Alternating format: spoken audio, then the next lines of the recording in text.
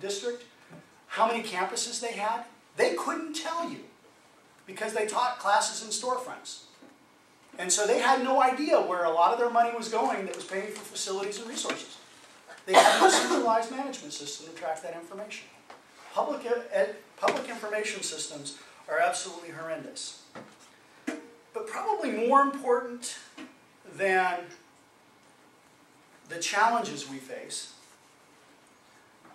is what we see about how government's likely to continue to respond to these things. In the past, recessions have been quick and painless. I won't say painless, but they've been quick. And because of that, the pain hasn't been severe. If we limp through this year, California's engine will drag us out of it. We'll be great. One of the things we've learned about Japan's experience is that you can have a recession that lasts, in terms of employment, for 5 or 10 years.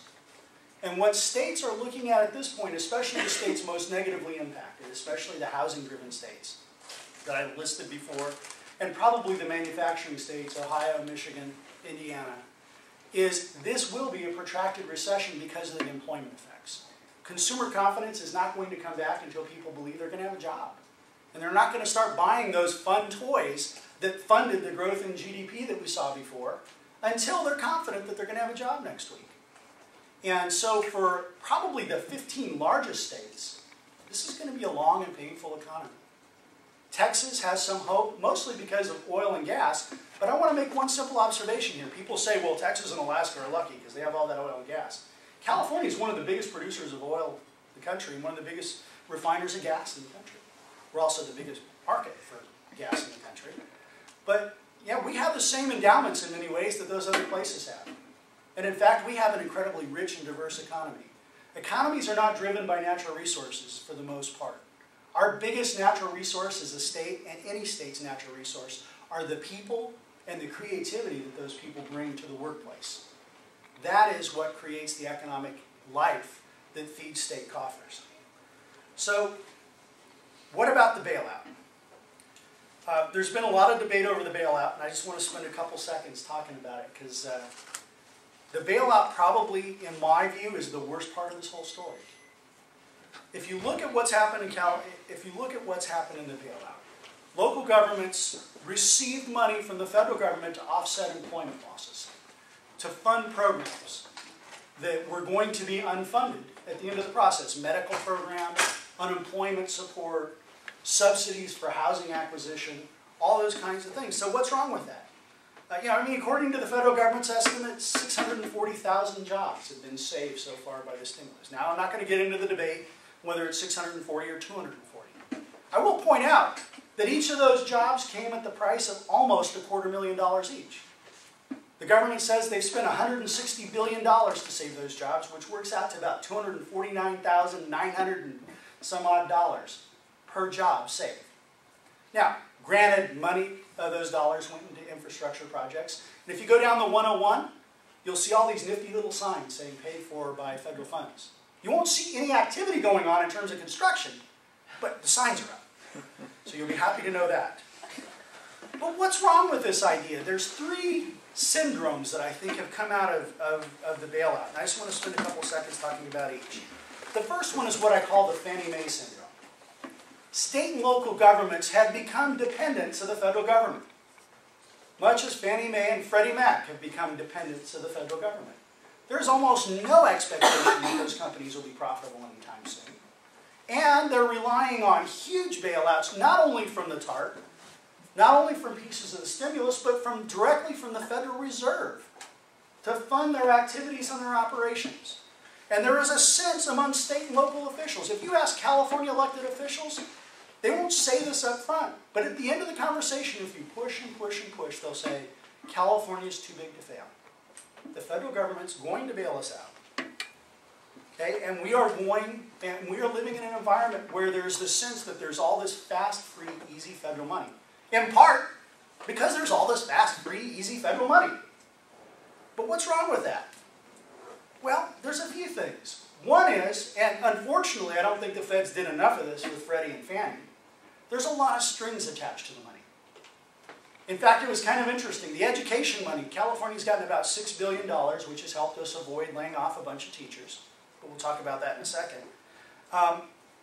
We've gotten about $6 billion for that. This money didn't come with strings in the first round other than, well, you can't cut all your spending and replace it with our dollars. So we're going to set some minimum floors.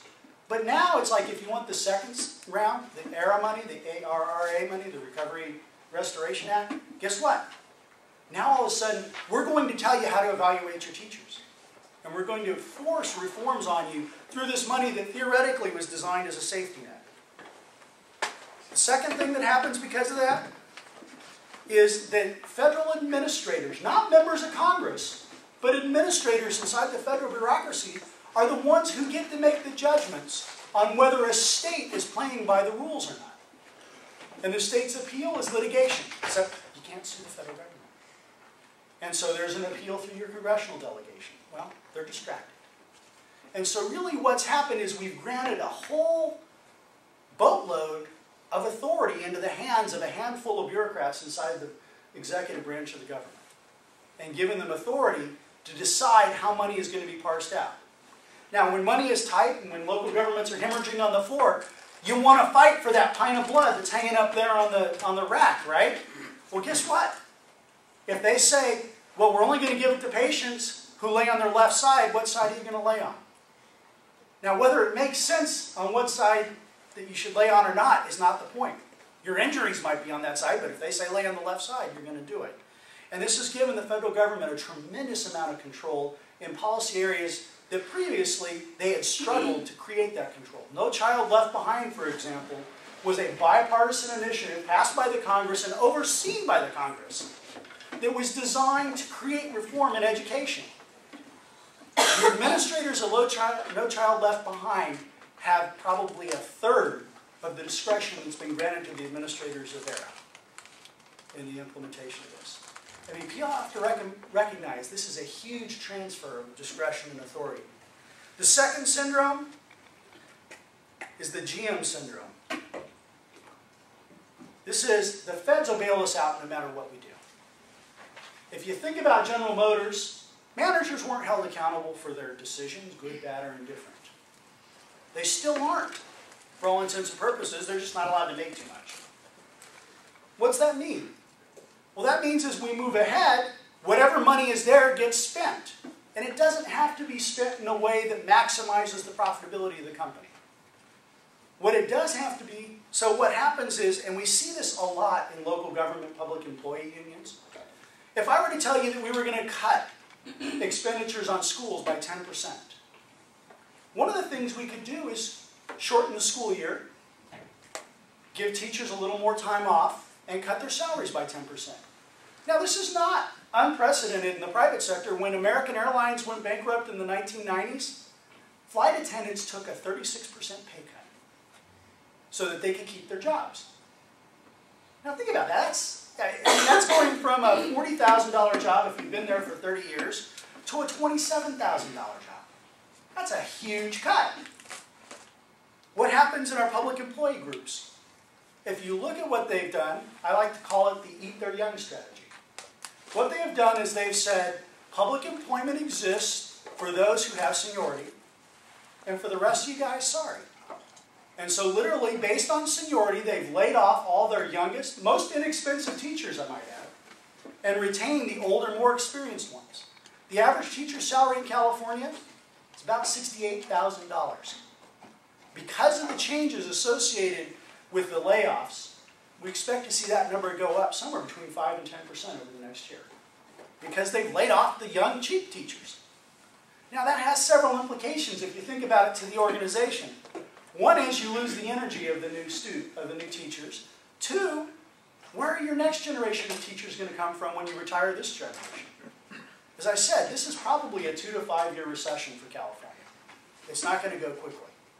And so this strategy has forced local employment to lay off the younger, more experienced employees. And it's not just in teachers' unions. I don't mean to single them out. It's just that that's the most prominent example right now. And in fact, LA Unified Solution is 8,500 more layoffs for that $500 million I just spoke about. The other side of it is elected officials don't have to stand up and face the music. Because the government's going to fail us out, you know what? The legislature can actually